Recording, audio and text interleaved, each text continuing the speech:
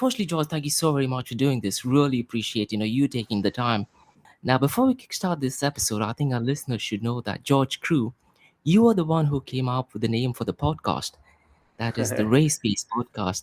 And hopefully, in the near future, you'll be interviewing some pro athletes, race directors, and maybe CEOs of a couple of hybrid events as well.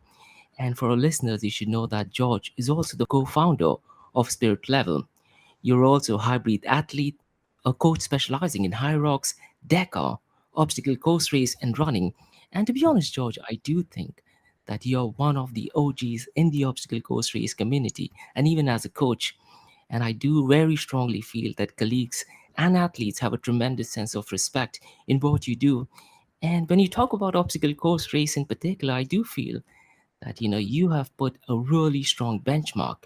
So I'd be really keen to talk to you about all those things. Now, before we kickstart today's episode, I wanted to ask, how has your day been so far? Yeah, it's been good, mate. First of all, thanks for having me on. Just to correct you, with the Race Space podcast, it wasn't me, so it was my fiance Danny. She came up with the name. And yeah, I do remember that. Yeah, it was Danny, not me. I'm not that Excellent. creative, but I'd love to take the credit. But no, day's been good. Just got back from the gym. Haven't trained yet myself, but we just had a strength class, so had a few guys in there training them, and yeah, home and now recording this. And the listeners should know that we are recording this at 8:30 in the morning. So George has already done his training and quite a lot of other things as well. I just wanted to get to know a little bit about yourself. How did you get into the fitness as an industry? Because I do understand that you're an engineer by profession and you've also worked at Tesla. So, Yeah. what made you decide to leave Tesla, which is, if not one of the biggest companies in the world right now, and choose fitness as an industry? Yeah, so I'll try and keep this as short as possible. So I was always, as a kid, I was always interested in sport, but I was always interested in cars. Growing up, I never really knew exactly what I wanted to do. So I decided to stay on at school and study sport just because I really enjoyed it, but I didn't know if that was where I wanted my career to go. During that time, I actually was going into lots of like garages, like car garages, trying to get a job because I knew that I loved my cars. And I was lucky enough to get an apprenticeship offer at BMW. So I took it and I basically worked for BMW for 3 years as a mechanic, like trained up to be a mechanic. Quickly realized that being a mechanic, like being on the tools, wasn't really for me. It wasn't something that I really enjoyed that much. Still enjoyed the cars, but working on them, not so much. I enjoyed interacting with people. So I've managed to get out of the workshop and become customer facing. And that's actually what brought me out to Dubai. So I became customer facing at BMW in the UK, moved out to Dubai, got offered a job at a Mercedes independent out here, who are a really good company called Silver Arrows. If any of the listeners have a Mercedes, I would definitely recommend Silver Arrows. So it's like silver, it's German because it's got a B in it. Worked for them, really, really good company, really, really nice people. Lucky enough that they brought me out here, did that for a few more years, went back to BMW after them and then to Tesla. But the whole time still having an interest in sport. During my time at, I think actually it was when I was working at BMW, I started to get more into the, I would say, running, fitness and obstacle racing side of things. Then I moved over to Tesla for my career because it was good career opportunities, but there was still this like itch that I needed to scratch. I still had so much interest in sport. I managed to get offered a job at Adidas. So I became an Adidas running coach in that time as well. So that was like part-time. Did that. And then towards the end of 2018, I realized that I'm so fed up with the motor trade. I was completely lost interest in cars, and my passion grew and grew and grew for mainly obstacle racing. I improved my running, but mainly the passion for obstacle racing was there, and it was quite clear. So yeah, we started training people for that. And yeah, that's where it all started. And now we're, I don't know how many years on, 5 years on, and I've been doing it for a while now and I love it. I wouldn't change a thing. So it's good. Absolutely. And one thing which I often tell my clients in the blockchain world is people often don't understand, what is it that they need to follow? Do they follow something that they're good at? Or do they follow something that they're passionate about? But in your case, George, I think both of the thing merges really well. You're good at something that you're really passionate about. And when you talk about obstacle course race, I do believe that, in the early part of obstacle course race in the Middle East, you were definitely one of the faces representing obstacle course race in other parts of the world as well, from the Middle East. So, absolutely brilliant stuff. And you did start OCR Freak as well. Yeah. So one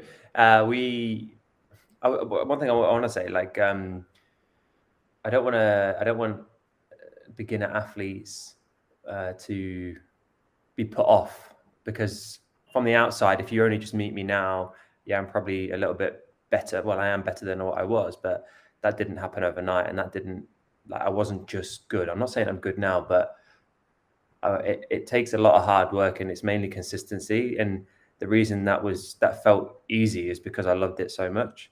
So to be Yep. consistent and to put that hard work in, because I loved it so much, and I still do, and because I'm passionate about it, it becomes easy. It just becomes part of your lifestyle. So I was never running the times that I'm running now. I was never doing the things that I did now. To give you an example, I used to run, I think my first 5K in Dubai was around 36 minutes. Me and an old friend of mine, when we lived together, when I first moved here, I think this would have been, I moved here in 2014, and I think this would have been 2015 or 2016. I remember we signed up for a 10K race together, and our goal was to do it under an hour. So that gives you kind of perspective of where I came from. Trying to run a 10K under an hour was a massive goal for me back then. So it didn't happen overnight. I had to put the work in, but that felt easy because I am passionate about it, and I can.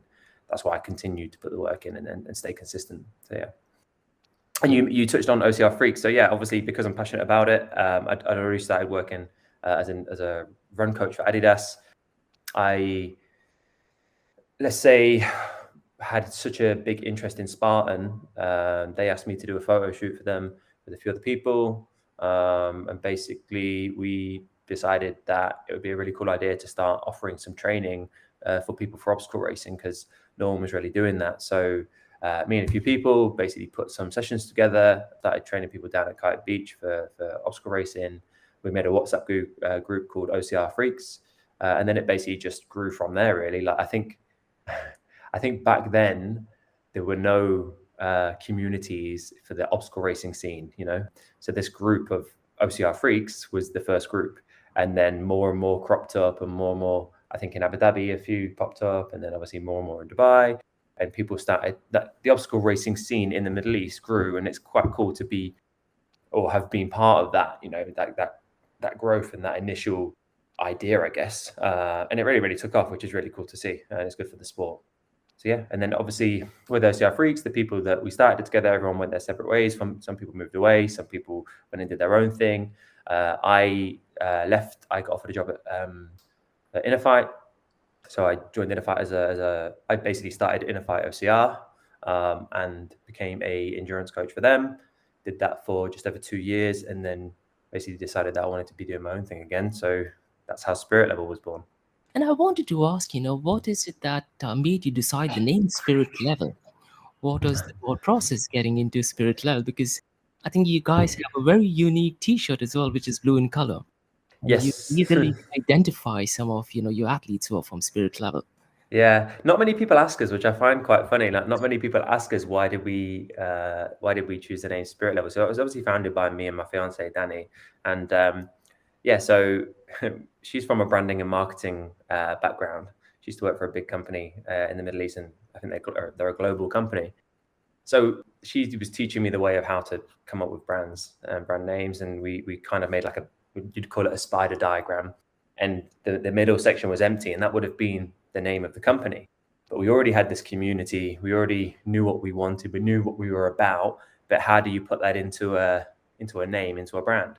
And honestly, it's a really difficult job. It wasn't just like finger in the air type of thing. It was thought about quite a lot. And she actually said to me, just keep thinking about it, and it will just come to you. One day it will just come to you. So I kept thinking about it. One night, before me and Danny actually lived together, I was in bed, and it just came to me exactly how she said. So basically, you write down what the brand is about, what the people are about, what the main thing is. And for us, it's about the community, and about our tagline, our slogan is level up life. And it is about leveling up people's life. And we knew that was our slogan. So we already had level up life already. So yeah, we're thinking about like different, basically like keywords around what we are, and one kept propping up was the word spirit. Like, we love the spirit in our group, you know, that togetherness that we have. We're almost like, if you speak to people that are members, they say it's like a family, you know. Like, we asked for basically a comment from people about what they think we're about, and like one that stood out for me was, I don't feel like I'm going to train. I just feel like I'm going to do a workout with my mate, or something along those lines. And it was like, I feel like I'm going to do a workout, but hang out with my mates at the same time, you know. And I really like that. It was kind of like, you know, it doesn't feel like hard work because you become part of that community, and then you're really just going to see your mates. But because you're with your mates, you're doing a workout, you know, it becomes easier. So yeah, the word spirit kept popping up, and then obviously we've got the slogan "Level Up Life," and it just made sense because you level things up with the spirit level. We want to level up people's life. So it's more, not too much to do with an actual spirit level. And I think if anyone out from the outside in looking in would think like, spirit level, that's a weird name. Isn't that a tool that a builder uses? But you know, ours is more about like spirit, like people's spirit, and then leveling up life. So yeah, that's how it go. We combined the two and came up with it. And obviously in the logo, you'll see the sashes, so the lines that go through it. That's called a sash, and you'll see that on our iconic race shirt. So that the blue one with the whites is called a sash. So that idea came from another brand called Tracksmith, which basically that sash is the sash of champions. So back in time, like old track and field races, the champion or the leader would be given a sash to wear. That would be the champion sash. If we want to be building people to become champions, then that doesn't mean champions winning events. That means feeling like a champion. You know, that could just be crushing a workout. So that's why we kind of embedded that sash into our like race jerseys. So yeah, that's where that all came from as well. I think the name is brilliant because it becomes so easier to remember, and if you want to Yeah. recommend it to someone else, our listeners should look out Spirit Level. They have a website and they are quite active on Instagram as well. George, something which you did mention earlier as well, while you were at Spartan Race, I believe you were the brand ambassador. So what is it that made you decide to switch, let's say, from obstacle course race? Because lately you're focusing on hybrid events such as DEKA, HYROX, and you have your own event coming up that is called as Hybrid Fusion. And I'm not sure if you know that there are also talks of Spartan Games probably having the next season, maybe in the UAE, but Yeah. it's still at the States. So I just wanted to find out your intake of in terms of what made you transition from obstacle course race to hybrid events. Yeah. So obviously, when I started getting into the fitness industry in the Middle East, I was initially attracted by like the running and obstacle race side of things. But it was really, really fun. Like, not just running. I enjoyed running, but you know, when you're running, it can get, some people find it boring, and I would say I was one of those people. I also like that, let's say, warrior type of feeling. There's a really cool documentary called The Rise of the Sufferfest, and it talks about that warrior feeling in Spartan and just obstacle racing. So I used to really, really like that weekend warrior type of feeling. The fact that it breaks up running. So I always like that run, do something, run, do something. But the reason I basically transitioned over from, I would say, obstacle racing. Like, don't get me wrong, I'm still going to do obstacle races. I'm not going to do them as often, but as and when the ones that I like the most, I will do them.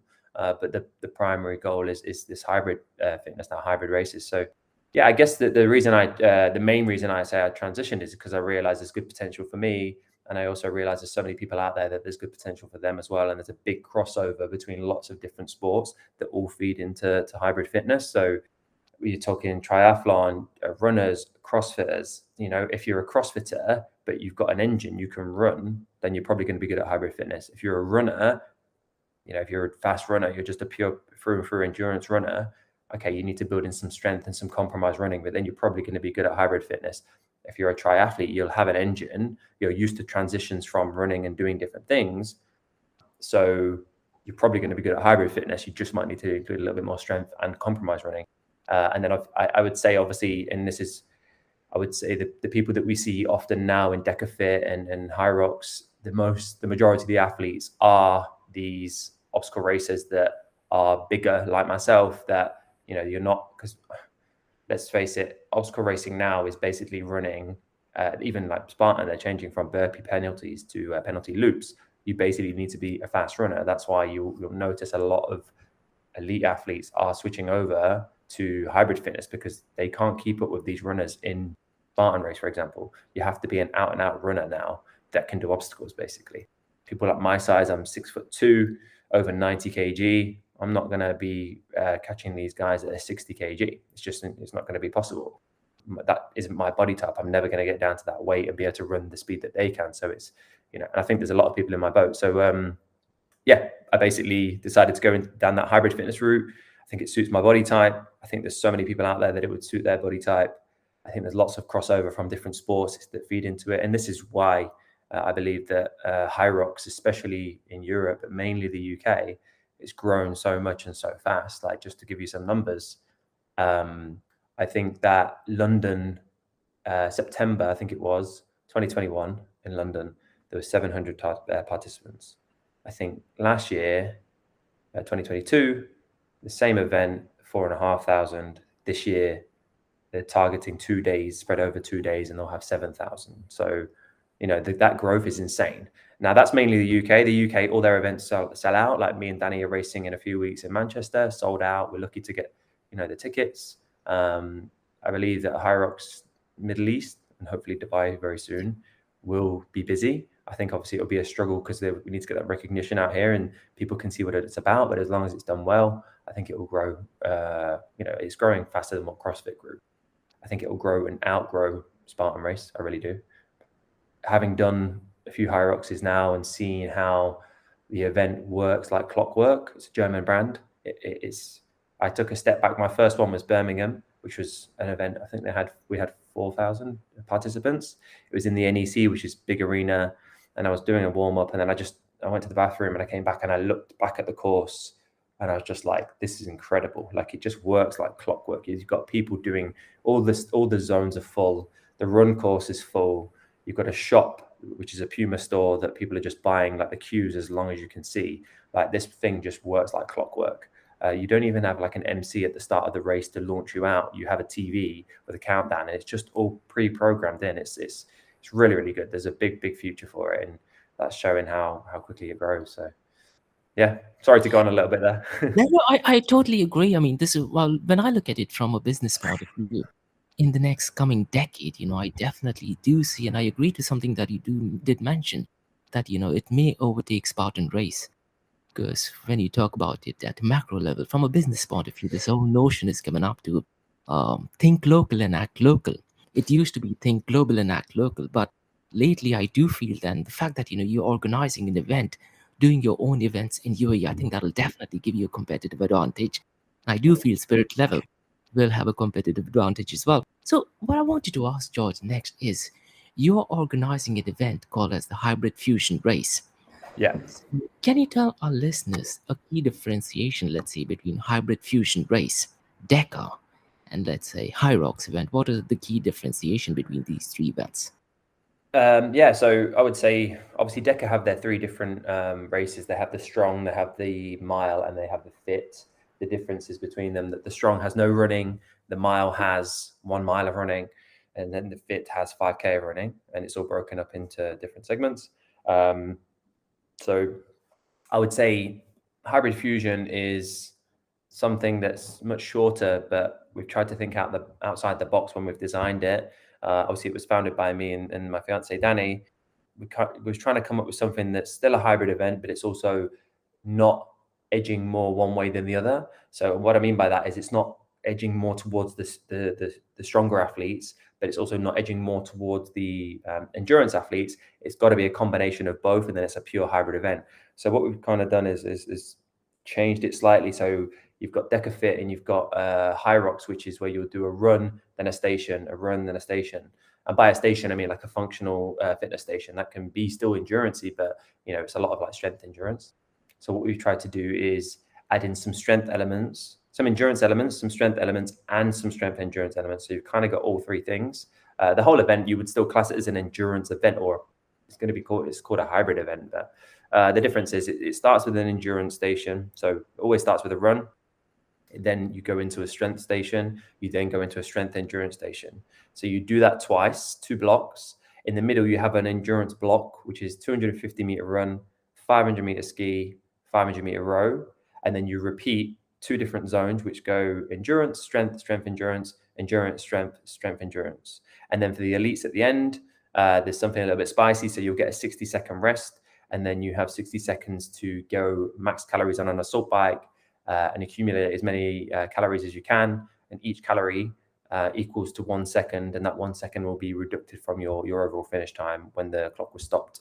So the difference between hybrid fusion race and DEKA and HYROX is HYROX and DEKA, they always start with a run, then they do one functional fitness station, then they go back to a run, and that continues. Whereas with us, you do a run, you do a strength station, you then do a strength and endurance station, you then go back to your run. So you will actually do a strength and a strength endurance station, so 2 zones, which is going to be pretty fun. Like, we've tested it. It hurts, but I think it should hurt. It takes pacing, which I also think it should take pacing. If it's going to be taken seriously, it can't just be jumped in and everyone smash it, because everyone's going to get very similar times. It's something that does take some good pacing. And, you know, you can't, I would say for anyone who's doing it, give it a try before you come down, because it's something that can catch you by surprise. Don't get me wrong, it caught me by surprise when I tested it. So it's something that you kind of need to get a feel for. Very similar to how HYROX is. You know, they always say the race starts after the sleds. You know, if you go too hard on the ski and the sleds, by the time you get to the 4th station, which is the burpee broad jumps, it could literally be race over. For some people, it's race over after the ski, because they go way too hard in that first ski. You know, and this is similar. And we wanted that. We wanted people to maybe make a mistake on their first time, and then they have to come back and do it again. Obviously, we're going down the route of having an online leaderboard, so people can then try and beat their time. Same like HYROX, you know, same like DEKA Fit. It's a standardized hybrid event. So there's only 3 hybrid events that I know of now. You've got DEKA Fit, you've got HYROX, and you've now got us. I know there's an event over in the US, Go Rook. They're like a Rook Games, turf games, which I experienced. I did 2 of the 3 ones, and for me, it was just very CrossFit. It wasn't so much a hybrid event. So yeah, we've tried to take, I guess, the experience that we've learned from all these races that we've done, and then bundle them up into something completely different that has something that's signature to what we're about, but also not edging towards just strength or just endurance. It's got to be a pure hybrid event, and we believe that that's what we've built. So yeah, I'm excited to see people do it. And obviously, we had a couple of fusions last year, and we started to get a feel for it, and then we decided, you know, we started building this from last year. You know, launching 2023, it's rebranded, it's now standardized, it's its own format, and going forward it will. And the plan is for it to grow, so other gyms can run fusions from their gyms. You know, we'd like it to grow to other countries. You know, so what that looks like, yeah, let's see. But we're going to roll out this year as just as doing it, and then in the future, hopefully it will grow and there'll be other gyms running fusions. And you know, this online leaderboard should hopefully be global, that people over in the US and in Europe will be competing against each other for times. And then maybe there'll be something like the fastest time of the year or the season will, you know, win some sort of award or something. Let's see. Absolutely. I do have a couple of questions in terms of, you know, you expanding into the areas of the Middle East. But before that, George, now you're a coach, the co-founder of Spirit Level. Do you offer training sessions and preparatory programs only cater to hybrid fusion as well? And do you want to tell our listeners what would that contain as well? Yeah. So we do a lot of online coaching for the people that are not, you know, in Dubai and can't come to our classes. But we run classes from Gravity Gym. We have our own space there. We run them 3 times a week. So we have strength classes on Tuesdays, which is what I coached this morning. We have endurance classes on Thursday mornings, and then on Saturday mornings we call it it's a hybrid fusion class, and that's because we fuse together our Tuesday and our Thursday class. So movements that you've done in both, we kind of fuse them together, and it's an extended class. So it's actually a 90-minute class, so you get, you know, some good endurance building there. Run them at the moment. Tuesdays and Thursdays, they're at 5:45 in the morning. So we know that's not for everybody because that's a little bit early. From February, we'll have Tuesdays and Thursdays, we'll have a 7 a.m. slot as well. And then our Saturday class, the 90-minute one, that can take up to 18 people, and we do that at 8 a.m. So yeah, the classes are very good training for these sort of events. So obviously they're all hybrid focused. So they would get you prepared for a DEKA Fit, for a HYROX, and obviously for hybrid fusion. And then obviously if you are overseas or not in Dubai and you couldn't make classes, we then offer online coaching as well, that we can then personalize that programming to each individual athlete, to depending whatever their goal is. You know, if it's like just the HYROX that they want to focus on, then we would program based on the next HYROX that they want to do, or if it's just hybrid fusion that they wanted to work on, all the programming would be based around that. I have to say that, I've seen some guys who were trying to do obstacle course race before attending the spirit level. And after attending the spirit level sessions, they turned out to be absolute beasts. I think our listeners should Yeah. definitely check out spirit level. So what I'm going to do is, in the show notes below, I'm going to go ahead and mention all of the information regarding spirit level and ways that they can go ahead and contact you. Now, one thing that I wanted to touch base upon, which you already mentioned, are there plans of hybrid fusion to go into other parts of the Emirates, let's say in Fujairah or Ras Al Khaimah or Abu Dhabi? Yeah. So yeah, like I said, that's the plan. What that looks like yet, we're not 100% sure. But if there is other people, other owners of gyms that are listening, then for sure they, keep your eyes open. And once it's ready, once the what that looks like is ready, we'll put it out there, and we'll reach out to people that we think it could work with. We don't want it to just be in any old gym.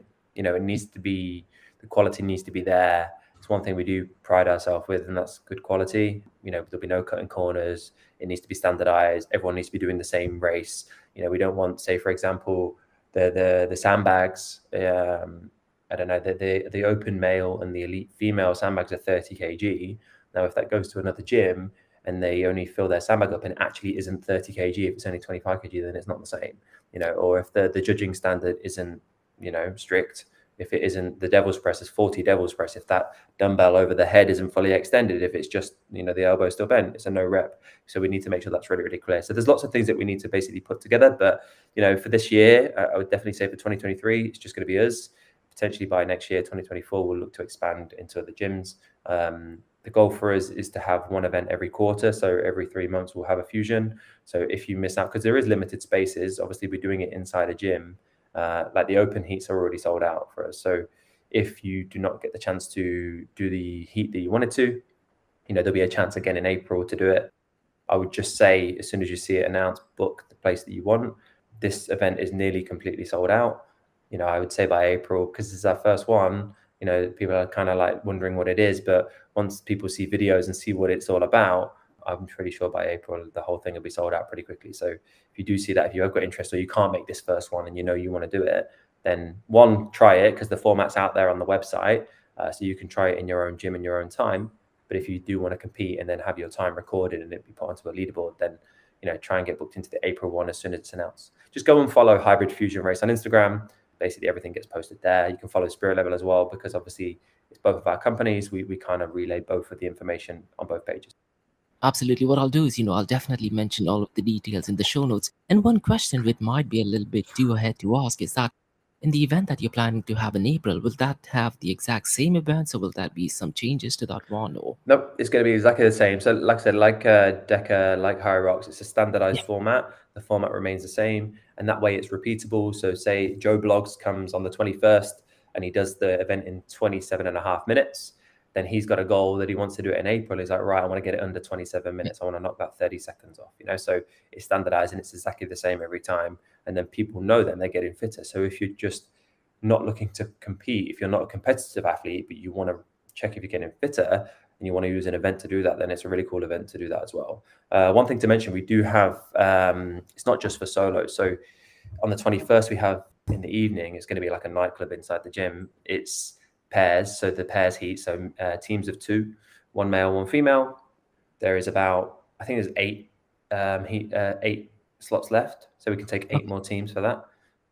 Yeah, it's just going to be really, really cool. And again, if you're someone that enjoys that kind of like team element to fitness, I know I do. I really like HYROX doubles, which I've been doing.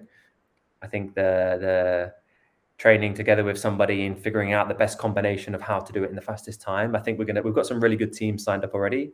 And I really believe that the atmosphere in there on the 21st in the evening is going to be insane. So yeah, if you're one of those people that, or maybe that doing it solo might scare you a little bit and, you're happier to share the load with somebody, if you're a guy, find a girl to do it with. If you're a girl, find a guy to do it with. And I'm pretty sure that between the two of you can figure out and get from the start to the end. And have some really good fun whilst doing it. So, and you recently did HYROX, I believe, a few months ago, which I believe was in another country. Can you share your experience, George, in terms of what the experience was and how are athletes different in Europe, let's say, in compared to, let's say, UAE? What are the key differences and what are Yeah. the commonalities that you found out? Uh, yeah, so I went over in, I can't remember the exact date. I think it was October. I Mhm. went over to Birmingham, to the UK, wanted to see the family, and I wanted to compete in my first full HYROX. I just wanted to do it for the experience. I wasn't going there to compete. I just wanted to go and get that HYROX experience. Obviously, it was meant to launch here in the Middle East in September, and then it got postponed for various reasons. So it was like, okay, right, I'm finding one and I'm going to do it because I want to gain that actual race experience and just see what it's like. So I went over to Birmingham, did the solo event. I was quite unfortunate. I set a goal of going under 70 minutes, which I don't think was for what I can run and what I can do when I do a simulation in the gym.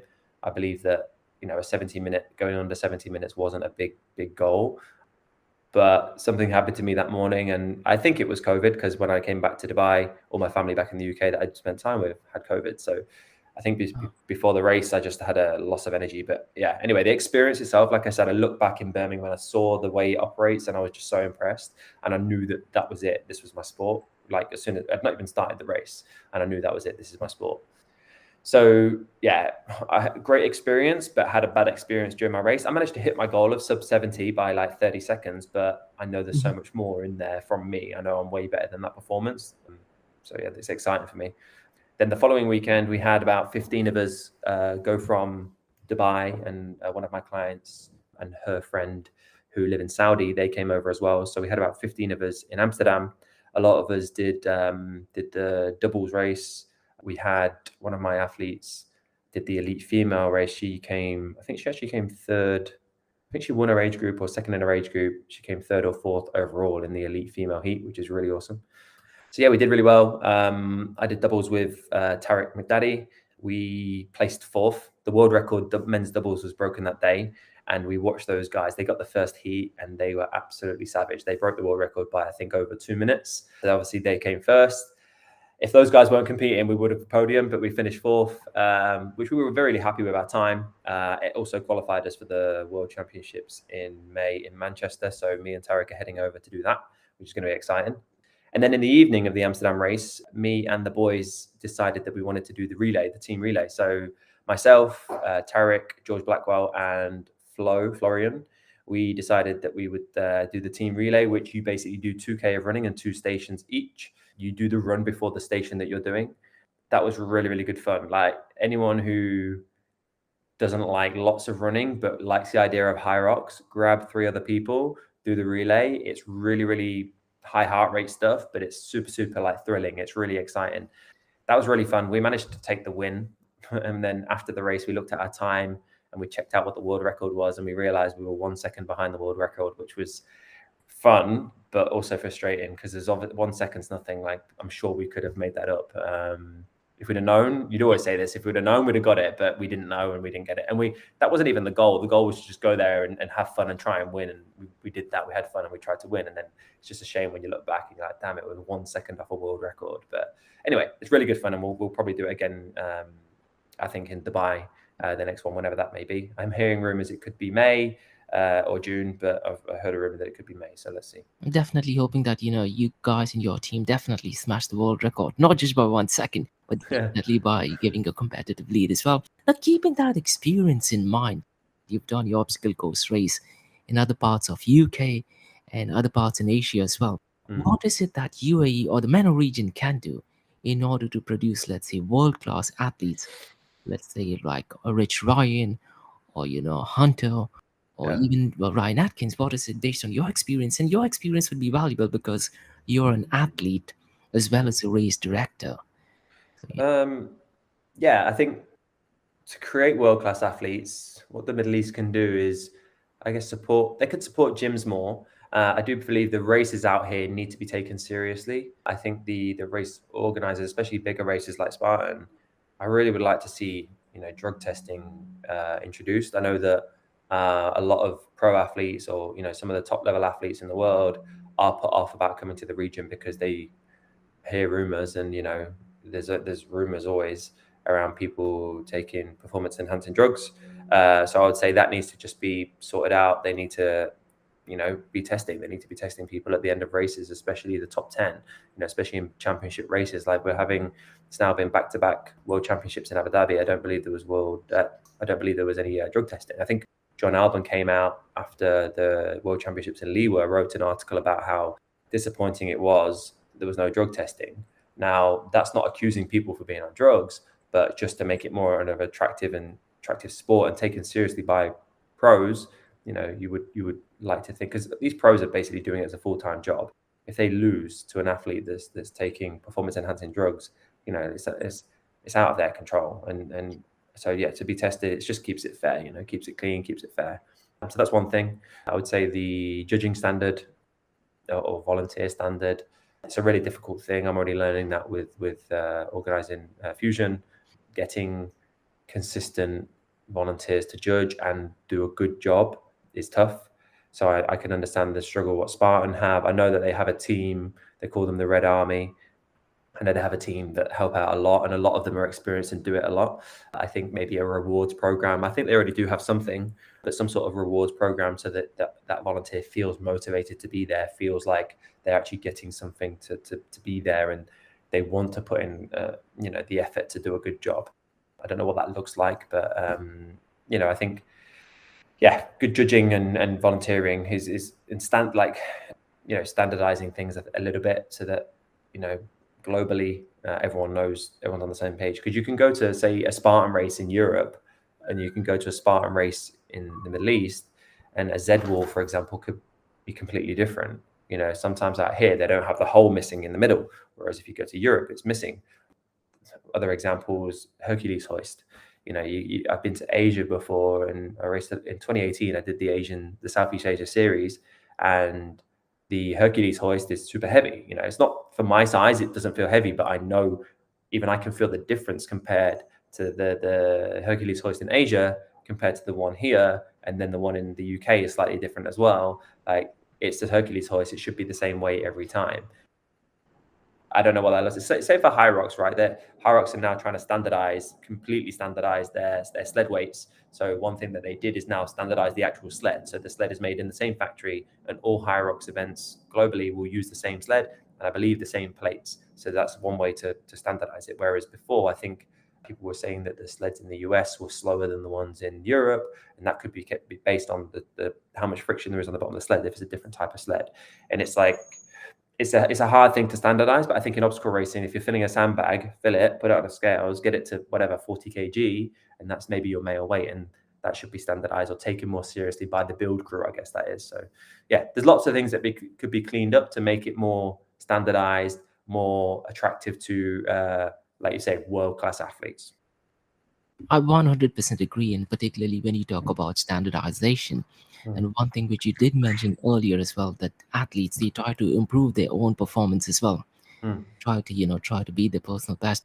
And what I really like the fact that, you mentioned the importance of PED, particularly for athletes, of course, that is their livelihood as well. So one thing what I wanted to ask is, George, for you individually, where do you see yourself as an athlete, let's say 2 years from now or 5 years down the line in the hybrid fitness events? Because when a Spartan race did have for the World Championship, and I was telling my colleagues, from UAE, if there is anyone who would smash it, I do think it'll either be George Crewe.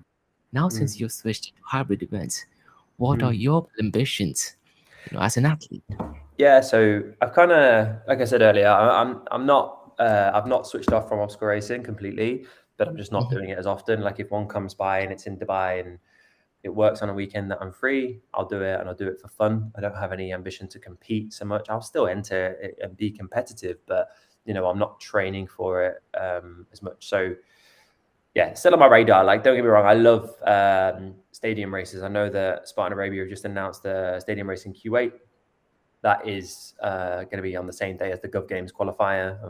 We had a team last year that we got through to the final in the Gov Games. We finished 5th in the final, which we were happy to get through to the final, but we were disappointed with our performance on the final day, I would say. But so this year we're entering 2 different teams, and I'll be part of one of them. So we're taking that a bit more seriously this year.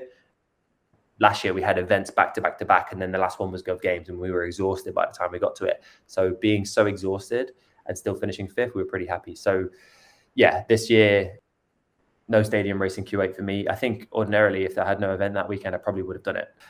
So yeah, I see myself, the main focus for me is HYROX and obviously building Fusion. But as an athlete, HYROX, I want to do well. I really, really enjoy the doubles. Like I said, in a few weeks, me and Danny are going to compete in the mixed doubles in Manchester. And then also after that, doing the men's solo. Again, I'm not really going to compete. I'm just doing it for the experience, to gain more race experience doing it. And then me and Tarek have the HYROX World Championships. We're doing men's doubles there. And then my long-term goal is to start to compete in the pro division. And to be honest, I have a goal of going under 70 minutes in pro. I have a long-term goal of going under the hour, which I think is a lot of HYROX pro athletes' goal. I do think I'm probably quite a little bit off that. I watch podcasts with other elite HYROX athletes. I hear what they can run. I hear their run times. I hear their strength, what they can do in strength. And I'm like, okay, so I'm not far off that. Or actually, some of my run times is faster. So I watched one guy recently. He recently did a 58 minutes, 58 seconds for the pro, and he won. And he runs like a 37.5 minute 10K. 10K. You know, and for myself, my best 10K is 36:18. So my run time is actually faster than his. Maybe not at the moment, but it's been there. So as long as my strength can match it, and then my performance on the day, and like I said, anything can happen on the day. You can mess up, you can feel terrible, like I did in Birmingham. Lots of things can happen. Yeah. So, and this is why I'm trying to get more races under my belt, so I gain that experience. Very much like I did with Spartan. You know, like when I first started getting into Spartan race, I was doing all the races, you know, just doing as many as I could, getting them under my belt. I think I've probably done 50 or 60 Spartans now. I don't even know. But, you know, all that experience pays off, and, you know, you can't pay for experience. You can't just go and experience that in your gym. You have to do it. So doing them and get them under the belt and learning from them each time is the best thing. And I think the most important thing is reflecting back afterwards. What went well, what didn't go well, what could you control better next time, what was out of your control this time. So yeah, I think again, my main focus as an athlete is definitely HYROX for the future. I would say probably for the next definitely few years. Yeah, with a goal of racing competitively in the pro solo heat. Now, for the races that I've done, I've definitely had the most fun in doubles with Tarek. That was really, really good fun. Hard work, because you're just working hard for each other. But I love that. I love team races anyway. Like the relay was great fun, but probably a little bit too short. But I would still do it. I could bolt that on at the end. I could compete in the morning and then do the relay in the evening, just like we did in Amsterdam, and still perform, you know, because it's short enough. But yeah, I'd say probably men's doubles, mixed doubles. Me and Danny want to start to compete in mixed doubles. I really think that the doubles event is probably more suited to my current fitness levels. But then with the main focus long term would be to race pro. Obviously, you've got some heavy sleds to push and pull. You've got a heavier sandbag to do lunges with. You've got a heavier kettlebells to do farmers carry, heavier wall ball to do 100 wall balls with. So, and these are things that I'm already doing. I'm pushing heavy sleds and pulling heavy sleds, doing heavy lunges, doing heavy farmers carry, doing heavy wall balls, but trying to be competitive in that race format. You know, it's something that needs to be fine tuned, and I'm just trying to gain that experience, and then I can move up to the pro division. I'm not jumping straight in at pro. I'm enjoying myself in doubles for a bit, and getting the experience in the male open. And then once I've kind of scratched that itch, probably after Worlds, after me and Tarek have competed in Worlds, I'll probably start to look at that. Okay, next one will be a pro division and experience that. And yeah, I'm excited. I definitely think you'll smash it. And one thing I remember, you had put up a story from your Instagram account of Spirit Level. You actually did mention there is a difference between training and competing. And, it's such a beautiful statement. And that is something, we as athletes need to take it a bit more seriously. Because often we train, but we don't keep into mind that, we are competing. Now, with that in mind, George, and the event that you have currently organizing, what is your expected finish line for the winners of both the male as well as female athletes? Do you mean for Fusion? For Fusion, yeah, for the hybrid Fusion race. Yeah. I think it'll be under half an hour. I simulated it, messed it up, and I think I was around 27 minutes. So it's a fast person I would say something between 25 to 27 minutes, because since I did it, there was some very slight adjustments as well. But I would say, yeah, fastest person is going to be anywhere between 25 to 27 minutes. I do believe most elites will be finishing the whole thing in under half an hour. So yeah, that's sort of the benchmark there for the elites. Open, obviously, it's lighter weight, so they could potentially go faster than the elites. Now, the fun one is going to be pairs, because they're doing the open male weights, but there's 2 of them. So I really believe people will fly through that. I think we'll see people, a fast team, a really fast team, I think could even go under 20 minutes. Yeah, which is big. It's going to be really exciting to watch the pairs. So yeah, fast team, as long as you've got the right athletes and they pace it well, I believe there's the potential to go under 20 minutes. And I just have a few other questions, and one of them, George, is something which is questioned by ChatGPT, which is an artificial intelligence database. Now, one question which I also wanted to ask is, post the race, are there any activities that you plan, let's say like recovery station or some kind of ice bath or any stretching or something that you have at the hybrid fusion events? Yeah. There isn't. So we're looking to try and work with potentially HYROX. Let's see. You know, they potentially have like recovery stations where they can put recovery boots on, that sort of stuff, use the hypervolt guns. But that's something that's still unconfirmed. But hopefully, if not this time, hopefully by the next one. We don't have ice baths or anything like that. I think from what I've learned, doing an ice bath directly after doing something really hard isn't the correct way to go about things, because you know, your nervous system has already been broken down. You've already attacked it with a hard training session, and then you're going to then go do. The last time I did that, I basically got sick. So you don't want to basically hit your body twice by doing an ice bath after you've just destroyed your body anyway, because you'll end up getting sick like I did. So you're better to do ice baths on like recovery days. So yeah, we have one thing we do have is we have a sponsor, which is Joint Space, which is physiotherapy they're based in Alsakow. Really good guys. I go for them for physio. Most of the spirit level guys go to them for physio as well, or any issues. So there's the potential that they will come down and set up a 1 or 2 massage beds. They did it for the last time we did it last year, and they will actually do pre or post race massage, which is fine. Now, if they don't come down, they're still unconfirmed, but they may come down to this one. If not, they'll be down for the one in April, I'm sure.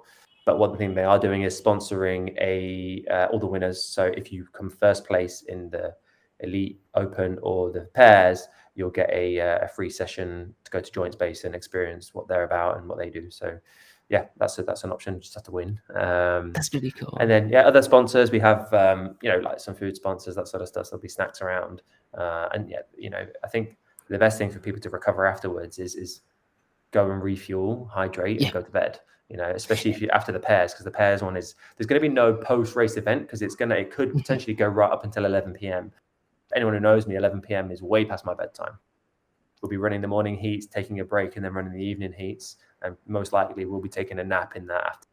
George, can you tell our listeners who are the different sponsors who are helping you prepare for this event? So the sponsors for Hybrid Fusion, we've actually had some really good sponsors get involved with us. So we've got Versus Socks, which are like they're relatively new to the Middle East. They're going to be sponsoring us. They'll be giving away some socks to volunteers and also for winners. We have Frio, which is sparkling water. So they'll be on site giving out some flavored sparkling water, which is really cool. We have MyZone. So MyZone heart rate straps. Hopefully they'll be coming down and you'll be able to see. You'll actually, if you register early, we'll hopefully get this going. But for this one, if not for this one, for the next one, be able to take a test strap. You'll be able to see your effort score on the screen. And then also for winners, I think we're giving them to the pairs winners. You'll get a free heart rate strap, and they're worth 600 dirhams, which is pretty cool. We have Prep Hero, which is a meal plan company. So they'll be giving away either a meal plan or some goodie bag for winners as well. Obviously, I think I said earlier about Joint Space, which is the physiotherapy in Al Sakal. They'll be giving away a session for every winner. So that's 6 different winners. And we're talking winners by first place, not first, second, third. We're just giving prizes to first place. And then we have my good friend Pete, who has his company called House Nights. Now, he is our music sponsor. And as we said earlier about music, it can, it really can transform the atmosphere. Now, his music is right up my street. He'll be DJing the morning event, and then in the evening he's got a whole light system, smoke machine. So yeah, he's got his own company called House Nights, which you'll see on the posters and stuff. And so he's kind of sponsoring his time. He's got probably the best DJ set money can buy. He has all of that. So yeah, I think that's it. Oh, we have Freaking Healthy as well. Freaking Healthy, you've probably seen them in the stores, the bikes and all that. So they'll be coming down or giving us prizes to give out, and volunteers, and people will be able to nibble on their stuff as well. So yeah, I definitely think it's going to be an action-packed event, and yes, athletes, will definitely have. And can spectators watch it for free as well? Yeah, people can come into the gym as long as they don't go over onto the competition corner, onto the competition floor. What you can do at Gravity, there's lots of boxes, so you can actually climb up and stand on top of the boxes, and you'll have like almost a bird's eye view of the competition, which will be really, really cool. So obviously, because it's kind of in a small space, each athlete and judge will have a lane, so you can't really have any other people in that lane. So people need to kind of stay up on the boxes, and they'll have a full view of the event, and yeah, it'll be really cool. But yeah, the more people come down, the bigger the atmosphere, better. It'll be good fun. Absolutely, and I definitely do feel that over time it's definitely going to grow. The venue might hopefully get bigger, and hopefully in the near future we might have it in Coca-Cola Arena or something as well. Maybe that'd be pretty cool. That's very good. And I just have 3 other questions, George. And one of them is, what advice would you like to give to, let's say, people who've only done obstacle course race? Why should they try? Yeah, and for hybrid events in general as well. Yeah, so if you're coming just from an obstacle racing background, and you can't lift heavy, and by heavy I mean if you're doing fusion, then you need to be able to deadlift is 70 kg for the men's deadlift. If you're doing elite, then it's 100. Female elite is 70, and I believe the open female is 40 or 50. I need to confirm that with Danny, but you need to basically, if you're coming from an obstacle racing background, you need to be able you need to be strong enough to do fusion.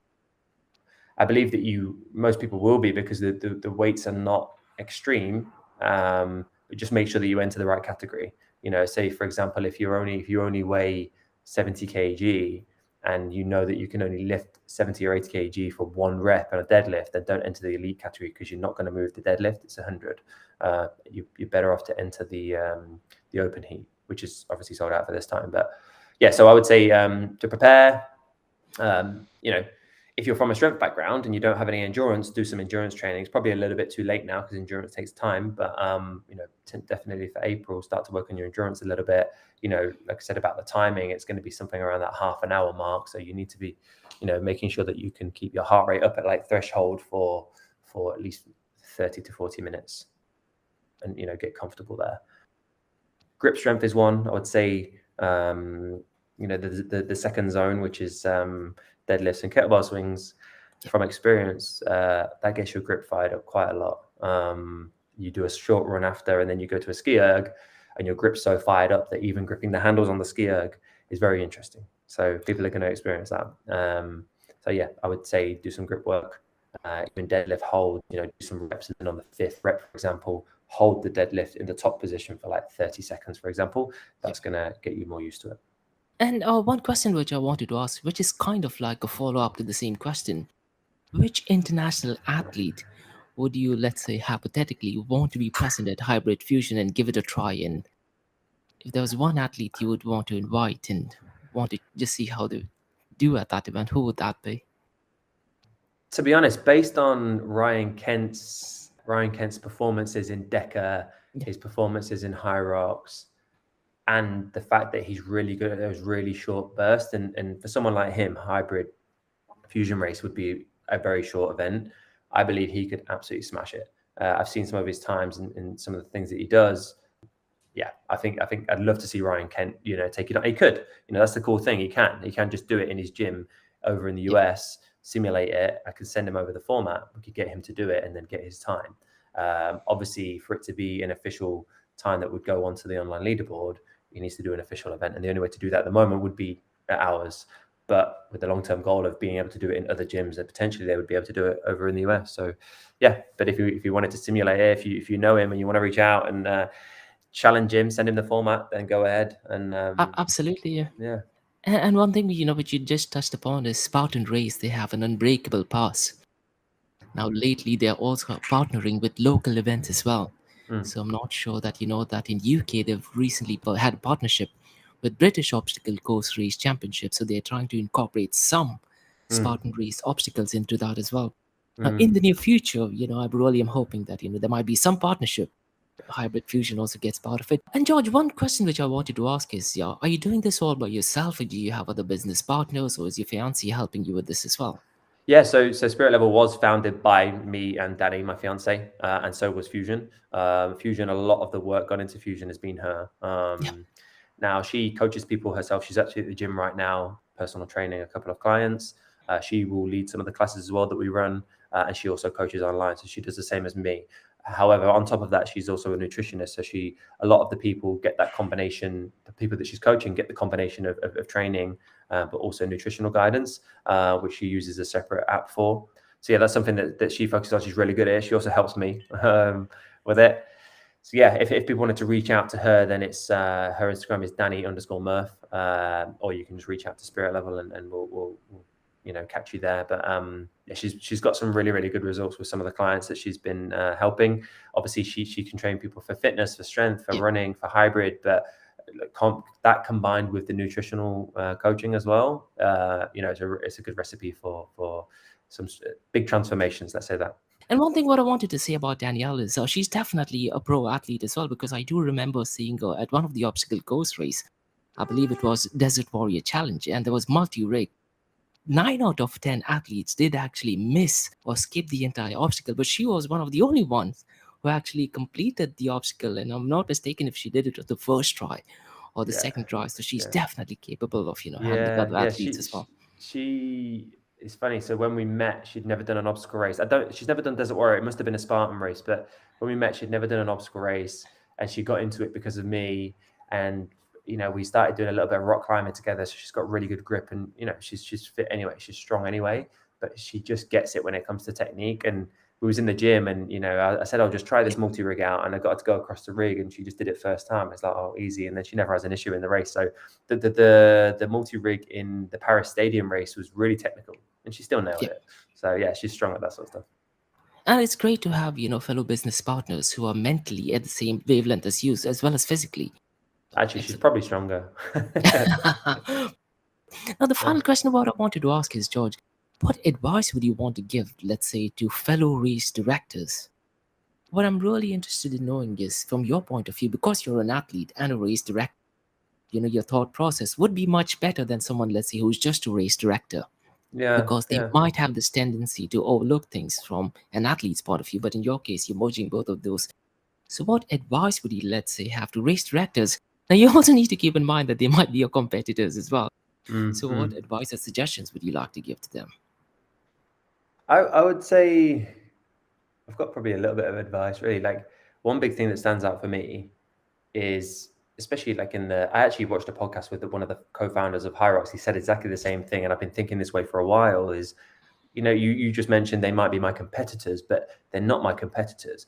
Like hybrid fusion race is something we want to get people into that. If they come and do a hybrid fusion race, that's great, because then they'll also go do a DEKA fit, and they'll also go and do a HYROX, because they're in that hybrid fitness racing. It's like if you do a Spartan race and Desert Warrior Challenge pops up and you're free on that day and you want to do it, you're going to do it because you enjoy obstacle racing. It's an obstacle race. You're not just, unless you're you're contracted to only do Spartan races, which is very highly unlikely.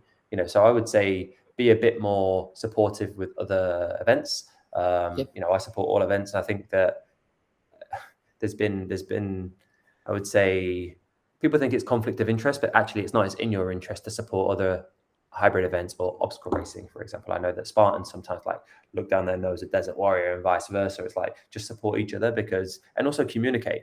Often you'll see out here that, okay, I don't know, I'm using Desert Warrior as an example, but they might have a race on one day, and then 2 weeks later, Spartan race has got a race on another day, and people might not be able to do both. So have a discussion and try and figure out that, okay, you'll have this on this day, so maybe we'll do as a few more weeks later so that people have time to recover, retrain, and then come to another one. I know a lot of people out here do back-to-back races. And another thing, sorry, this just leads me on to another thing, is I wish event companies in the Middle East, this is not, I think Europe's brilliant. They announce their events really, really, give you plenty of time to prepare. But in the Middle East, I know it's tough. I would love to see more pre-planning. You know, having calendars ready for the year. If you look at the UK, they're so regimented that I think this year's events was already announced, I think, by the third quarter of last year, you know, for the whole season. And it's the same for Spartan in the UK as well. I would love to see that more, because then coaches can prepare their athletes for them, which then they're going to get more people to their event, but athletes can then also prepare for their event and book the event. It's locked in, it's in the calendar, then they're more likely to show up. I feel like out here there's a lot of scrambling for registrations. You know, a lot of people do a lot of scrambling. Like, I think we've announced Fusion with more notice than some Spartan races in the Middle East, you know, and we're a brand new, small time, 2-man team, you know, whereas these guys are big operation, been doing it for years, but still they can't seem to announce a race more than 4 or 5 weeks ahead of time, which doesn't make sense to me. Even 4 or 5 weeks isn't enough time to prepare. Now, obviously, there's that argument of always being ready, but if you're at a higher level and you have a sole goal of winning a race, then you want to do a few training blocks to prepare, like I did for Paris. So last year I raced in Paris, the stadium race, and I knew about it a long time before, so I was training up to it for a long time, you know. So yeah, that's the advice I'd give, is to try and get announcements out sooner, make sure things are strict, make sure things are repeatable, as much as you can. Yeah, that's it. Absolutely perfect. And I definitely think, that other race directors, should definitely listen to it. And one thing which I really liked is that you mentioned, it's not conflict of interest, rather, it is in your interest to support other organization and events as well. So absolutely brilliant, George. Absolutely fantastic talking to you. And one final question: what genre of music that you like? This is nothing to do with fitness, but just in general. Yeah. Honestly, I'm into so much. Like, if you come to one of my classes, if you're coming to a strength class, then it'll be like hip hop or something rap music. But then if you're coming to an endurance class, then you're going to get something like dance music, house music, or most of the time something like drum and bass quite a lot. Yeah. My sort of thing. Because a couple of my friends who are back in Manchester, they listen to quite a lot of drum and bass, and that's quite the thing which is happening. I think it's drum and bass is good if you're doing a hard workout. It really helps because the tempo is nice and high. But when you're doing a slower strength session, then some slower tempo rap or hip hop or R&B music's quite chilled. That's what we had on this morning. I think we had some hip hop on this morning in the strength class. Yeah. Absolutely brilliant, George. And if the listeners want to get in touch with you, do they contact you via Instagram, or is there an email address that you'd like to give them a shout out to? Yeah. So you can just pin me on Instagram, George_Crewe. Crewe is with an E on the end. And yeah, Instagram's probably going to be the best way. Obviously, if you wanted to check out Spirit Level, it's Spirit Level UAE on Instagram. Fusion Race is Hybrid Fusion Race on Instagram. And you'll find all the links for the websites there. Obviously, we do have one more week of registration. So registration closes in 6 days for Fusion. There's still some spaces left. Like I said, the open categories are sold out. There's a few spots left for the pairs category. And I think there's 1 or 2 spaces. I think I've just had someone message me while I've been on this podcast that wants to do the elite male heat. So I think there's going to be 1 space left for the elite males. So if you do want to do that, don't leave it too late, because there will be no entries after registrations closes, because we have to get t-shirts ordered and printed. But yeah. So if you want to reach out to me, Instagram, and obviously if you want to check out Spirit Level. By the way, one thing to mention is if anyone is wondering what our classes are about and you want to come and try it, but you don't want to commit and pay, we do give the first class for free. So you just need to go over to our website. We use GlowFox as our booking system, and you can claim your free class and come jump into a class and see what it's all about, meet the community, and I would pretty much guarantee that you'll come back, as long as you don't mind getting up early enough. Yeah, the other thing is, so for Hybrid Fusion, up until the 16th, we're trying to get volunteers as well. We have a few registered, but we would like more. I always say that these sort of like races or competitions are only as good as the volunteers. So we're trying to get a good standard of volunteers, and these people will be rewarded. We're going to give a couple of Spirit Level classes away to each person. They'll get a goodie bag full of bits from our sponsors as well. So if you're free on the 21st and you don't mind giving us a hand, whether that be for the morning event for the individuals, or you want to come and join the party in the evening and join the pairs event, then or if you want to do both and just join in with us and come for lunch with us after the morning event, then head to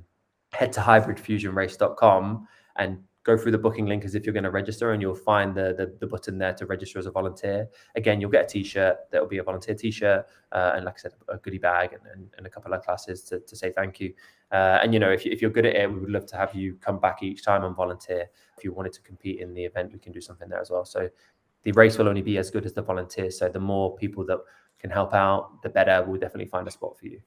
Yeah, it's always appreciated. Volunteering is not good. Volunteers are not easy to come by. Absolutely. So what I'll do is, George, in the show notes below, I'll mention the volunteer requirement. I'll also put down the link so it becomes easier for them to just click on that link. And I'll also mention all the details for yourself, for Spirit Level, for Hybrid Fusion as well. And thank you so very much for doing this,